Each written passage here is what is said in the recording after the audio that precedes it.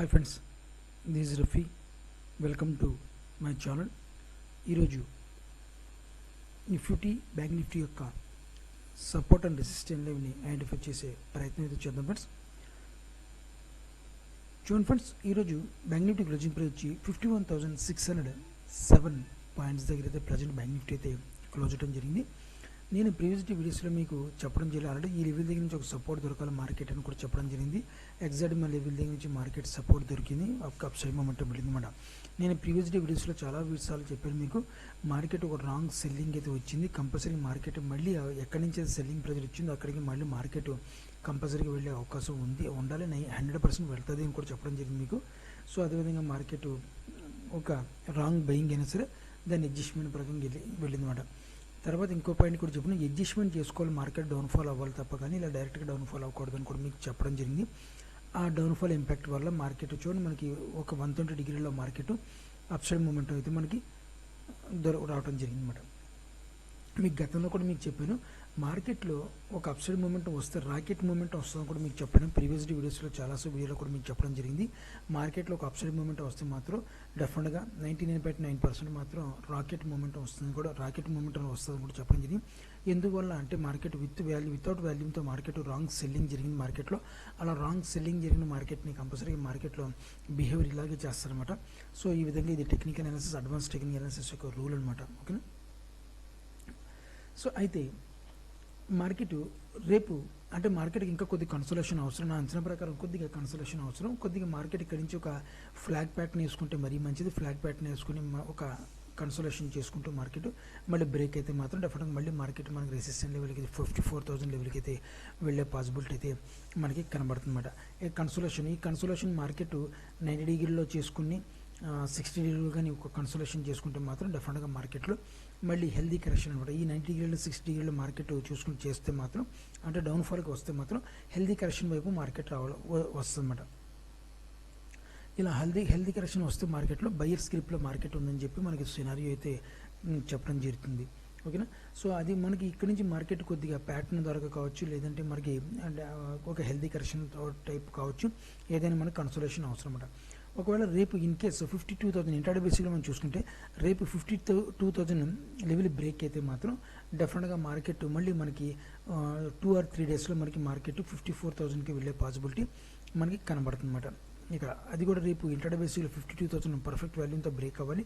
ఇది బ్రేక్ అయితే మాత్రం 2 or 3 డేస్లో 54,000కి వెళ్ళే పాసిబిలిటీ బ్యాంక్ నిఫ్టీలో కనబడుతుంది. సో అయితే ఇంట్రాడే బేసిక్లో ఒకసారి మనం సపోర్ట్ అండ్ రెసిస్టెన్స్ లెవెల్స్ చూద్దాం ఫ్రెండ్స్. ఇప్పుడు నేను 50 మినిట్స్ చాట్లో కన్వర్ట్ అయ్యాను. 50 మినిట్స్లో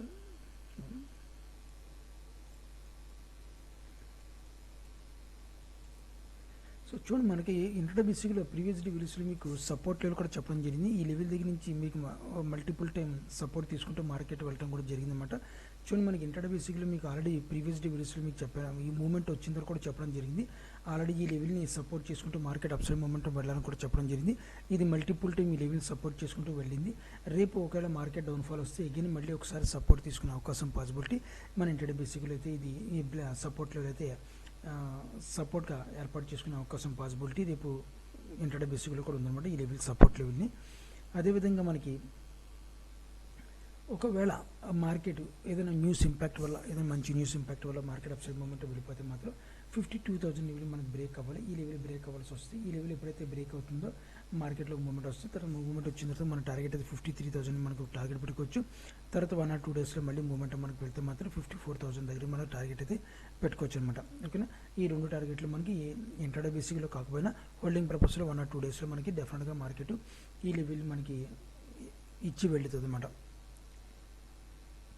సో అదేవిధంగా మార్కెట్లో ఈ సపోర్ట్ లెవెల్ అయితే చాలా ఇంపార్టెంట్ ఫ్రెండ్స్. మనకి మార్కెట్ ఈ లెవెల్ సపోర్ట్ లెవెల్ చాలా ఇంపార్టెంట్. రేపు మాత్రం డెఫినెట్గా ఈ లెవెల్కి వస్తే మాత్రం డెఫినెట్గా ఇంకోసారి అటెంప్ట్ చేస్తాం మార్కెట్. ఒకవేళ మార్నింగ్ సెషన్లోనే డెఫినెట్గా ఒక సెల్లింగ్ వస్తే ఈ లెవెల్ అటెంప్ట్ అయ్యి మార్కెట్ కొద్దిగా అప్సైడ్ మూమెంట్ వెళ్ళిపోయే పాసిబిలిటీ ఉంటుంది అనమాట. అంటే 5 మినిట్స్ చార్ట్లో 1 or 2 క్యాండిల్స్ అయితే ఇక్కడ హోల్డ్ అయ్యే పాసిబిలిటీ ఉండే అవకాశం ఉందన్నమాట. ఒకవేళ ఈ లెవెల్ బ్రేక్ అయితే మాత్రం, ఒకవేళ ఈ సపోర్ట్ లెవెల్ బ్రేక్ అయితే మాత్రం మార్కెట్ కొద్ది సైడ్ జోన్లోకి వచ్చే పాసిబిలిటీ ఉంటుంది.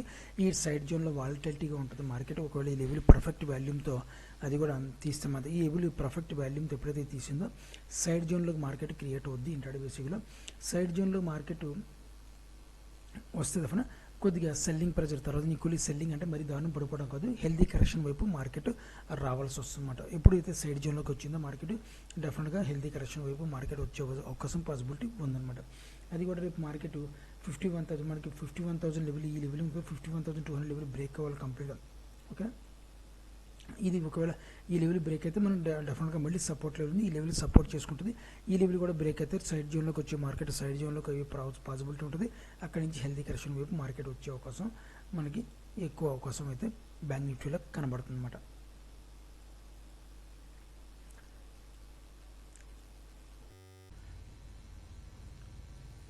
ఇంకో విషయం ఫ్రెండ్స్, ఇక్కడ ఈ సపోర్ట్ లెవెల్ దగ్గర నుంచి మార్కెట్ ఒక వితౌట్ వాల్యూమ్తో మార్కెట్ సెల్లింగ్ జరిగితే మాత్రం డెఫినెట్గా ఇక్కడ నుంచి కొద్దిగా వాలిటిలిటీ మార్కెట్ అప్సైడ్ మొమెంటం తీసుకెళ్తారు మేడం. ఇది మాత్రం గుర్తుపెట్టుకుని, ఇక్కడ మంచి వాల్యూమ్తోనే మార్కెట్ కొద్దిగా డౌన్ఫాల్ అయితే మాత్రం సైడ్ జోన్లోకి వెళ్ళే అవకాశం ఉంది. అలా కాకుండా మార్కెట్ ఇష్టాసారంగా డైరెక్ట్ సెల్లింగ్ ప్రెజర్కి వచ్చేస్తే మాత్రం డెఫినెట్గా మార్కెట్ని మళ్ళీ ఒకసారి లేపే అవకాశం పాసిబిలిటీ ఉందన్నమాట. ఒక లేకపోయినా మాత్రం ఈ లెవెల్ దగ్గర మల్టిపుల్ టైం టెస్టింగ్ అయితే చేసుకుంటుంది డెఫినెట్గా బ్యాంక్ నిఫ్టీ.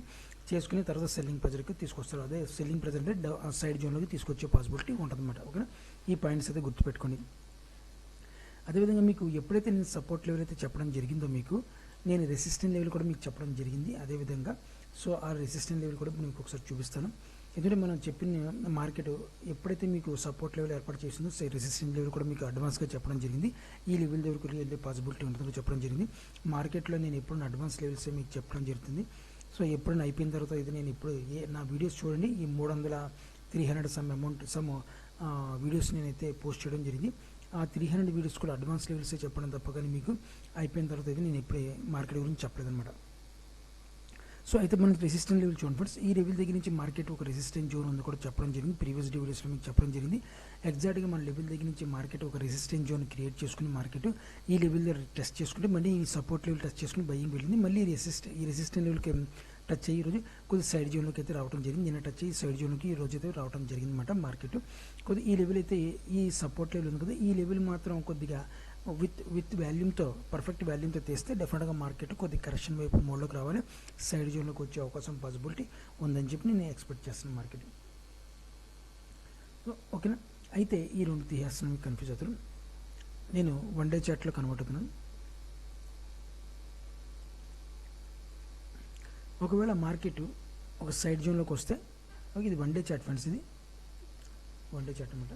ఇది కాల్తో కర్సర్ పెడుతున్నాను, డేట్ చూసుకోండి, వాళ్ళ 25 మార్చి 25 అనమాట వన్ డే చార్ట్ ఇది. సో ఒకవేళ మార్కెట్ డౌన్ఫాల్కి వస్తే డెఫినెట్గా మళ్ళీ ఈ లెవెల్ దగ్గర నుంచి ఒక సపోర్ట్ లెవెల్ అయితే ఏర్పాటు చేసుకునే అవకాశం పాసిబిలిటీ ఉంది. ఈ లెవెల్ దగ్గర నుంచి విత్ వాల్యూమ్ ప్రకారం మార్కెట్ ఒక అప్సైడ్ మూమెంట్ వెళ్ళింది. ఇంత గతంలో కూడా విత్ వాల్యూమ్ ప్రకారం మార్కెట్ వెళ్ళటం కూడా జరిగింది. అదేవిధంగా ఇది గతంలో ఒక టెస్టింగ్ అయితే చేయడం జరిగింది, ఒక బ్రేక్ చేయడం జరిగింది. కానీ ఇక్కడ మనకి సరైన వాల్యూమ్ సరిపోక మార్కెట్ డెఫినెట్గా మార్కెట్కు సెల్లింగ్ ప్రెజర్కి అయితే రావడం జరిగింది. ఓకేనా, అక్కడి నుంచి మార్కెట్ మీకు ముందుగా చెప్పినట్టుగా ఈ లెవెల్ సపోర్ట్ చేసుకుంటుంది. మార్కెట్కి చెప్పడం ఈ లెవెల్ దగ్గర నుంచి మార్కెట్ సపోర్ట్ చేసుకుంది. ఒకవేళ మార్కెట్ రేపు కరెక్షన్ మోడ్లోకి అంటే మనకి కరెక్షన్ మోడ్ రావాలి, చాలా మంచిది. మార్కెట్ వస్తే మాత్రం లాంగ్ టర్మ్ మనకి మళ్ళీ నెక్స్ట్ ఈ వీక్ కావచ్చు, నెక్స్ట్ వీక్ కావచ్చు, ఆ పై వీక్ కూడా మార్కెట్ బుల్ మార్కెట్లో ఉందని చెప్పి మనకి తెలుసు. అలా కాకుండా ఇక్కడ నుంచి మనకి డైరెక్ట్గా వెళ్ళిపోతే మాత్రం మనకి ఈ లెవెల్ దగ్గర నుంచి కొద్దిగా డౌట్ఫుల్గా మనకి ఉంటుంది మార్కెట్లో. ఈ లెవెల్ దగ్గర నుంచి కొద్దిగా సెల్లర్స్ అయితే యాక్టివ్గా వచ్చే అవకాశం ఉంటుంది అన్నమాట. ఈ లెవెల్ నుంచి వాళ్ళు మార్కెట్ని కూడా డౌన్ఫాల్ చేసి ట్రై చేస్తుంటారు.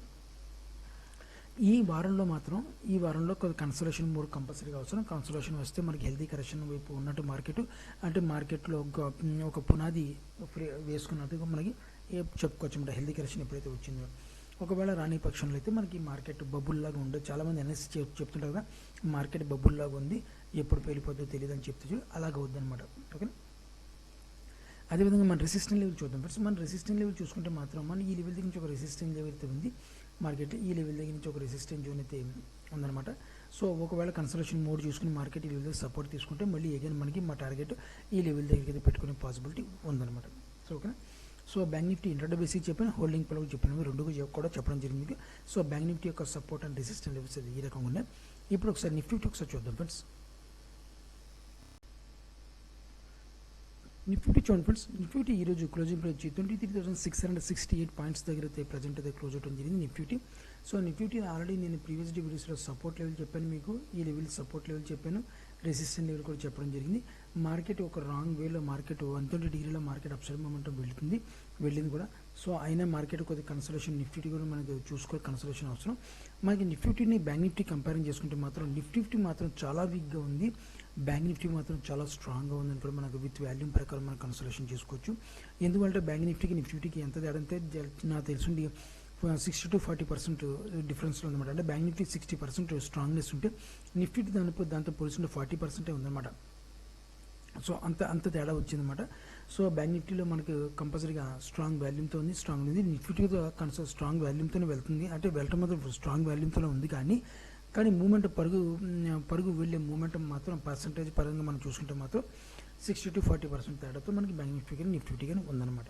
ఓకేనా. సో అయితే ఇక్కడి నుంచి కొద్దిగా మార్కెట్ కన్సోలేషన్ చాలా అవసరం బ్యాంక్ నిఫ్టీ కూడాను. సో ఎందుకంటే మార్కెట్ ఇక్కడి నుంచి పరిగెట్టింది కాబట్టి మనకి మార్కెట్ కొద్దిగా ఆయాసపడుతుంది. ఆయాసపడిన మార్కెట్ని కొద్దిగా కూల్ ఆఫ్ చేయాలి కాబట్టి కన్సోలేషన్ మోడ్లోకి కన్వర్ట్ అవ్వాలి.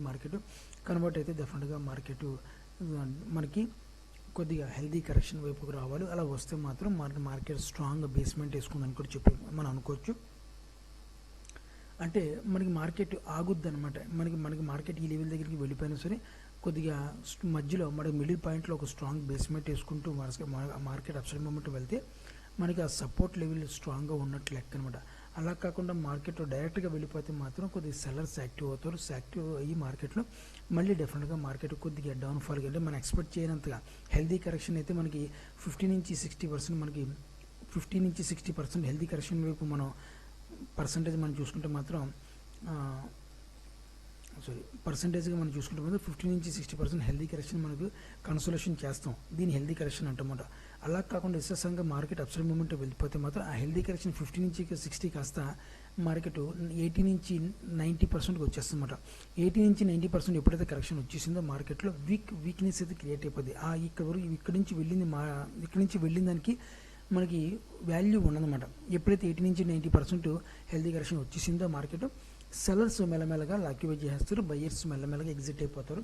ఎందువల్ల అంటే వాళ్ళకి ప్యానిక్ అయితే గురి అవుతారు. ఎందుకంటే మనకు తెలిసిపోతే విత్ వాల్యూమ్ ప్రకారం మనం చూసుకుంటే మాత్రం, ఎందుకంటే వాళ్ళు పెద్ద ఇన్వెస్టర్స్ కాబట్టి మనకన్నా మహా ముదుర్లు కాబట్టి ఎక్కడ బై చేయాలి ఎక్కడ సెల్ చేయాలో వాళ్ళకి ముందుగానే తెలుస్తుంది.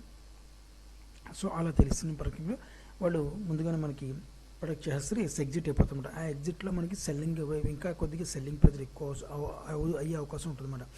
అందువల్ల మనకి మార్కెట్ కొద్దిగా హెల్దీ కరెక్షన్ వైపు 50 నుంచి 60% వరకు హెల్దీ కరెక్షన్ వైపు వస్తే మాత్రం డెఫినెట్గా మార్కెట్ ఒక బేస్మెంట్ వేసుకుంటుంది. అక్కడి నుంచి మళ్ళీ మార్కెట్ని అప్సైడ్ మూమెంట్ తీసుకెళ్తారు అనమాట. ఇది న్యాచురల్ సిస్టమ్కి మార్కెట్ యొక్క బిహేవియర్ అనమాట. అయితే మనకి ఇంటర్డే బేసిక్లో చూద్దాం మేడం. సో ఒకసారి మనకి మార్కెట్ ఇంటర్డే బేసిక్లో ఎంతవరకు అప్ సైడ్ ఉంది, ఇంకెంతవరకు డౌన్ సైడ్ ఉంది మనం చూద్దాం ఒకసారి. నేను 50 minutes చార్ట్లో కన్వర్ట్ అవుతాను ఫ్రెండ్స్.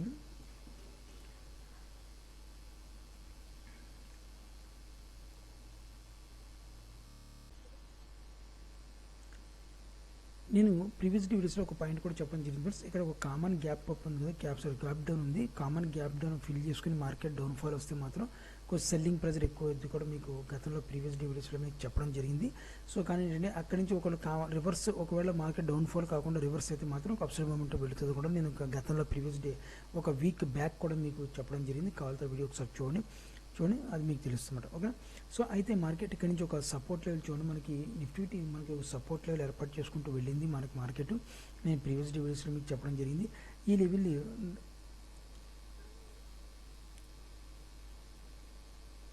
ఒక్క నిమిషం ఫ్రెండ్స్, జస్ట్ ఓకే. ఈ లెవెల్ మనకి కన్సోలేషన్ మనకి మార్కెట్ గతంలో ఈ లెవెల్ దీనికి సపోర్ట్ చేసుకుంటేనే మార్కెట్ ఒక అప్సైడ్ మూమెంట్ అయితే వెళ్ళడం జరిగింది. సో మార్కెట్ ఈరోజు కొద్దిగా సైడ్ జోన్లోకి అయితే మార్కెట్ నిఫ్టీ అయితే రావడం జరిగింది.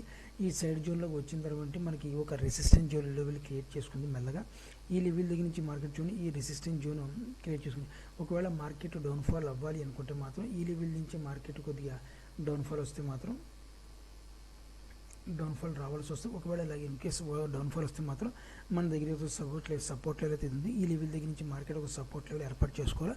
ఒకే రోజు కన్సల్టేషన్ వస్తుంది కాదు, రేపు ఎల్లుండి 2 డేస్లో మాత్రం 2 or 3 డేస్లో మాత్రం కంపల్సరీ కన్సల్టేషన్ మోడ్లోకి వచ్చే బెస్ట్ అనమాట. వచ్చి మార్కెట్ ఈ లెవెల్ని సపోర్ట్ చేసుకుని మార్కెట్ అగైన్ ఒకవేళ పుల్ బ్యాక్ అవుతుంది. ఒకవేళ పుల్ బ్యాక్ అయితే మాత్రం మార్కెట్ మళ్ళీ 24,000 అబోవ్ మార్కెట్ని మనం చూడతాం, నిఫ్టీ మనం చూడగలుగుతాం అన్నమాట.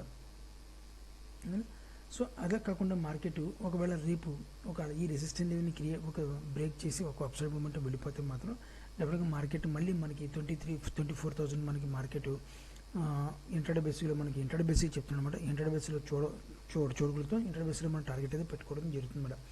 సో అలా కాకుండా మనకి మార్కెట్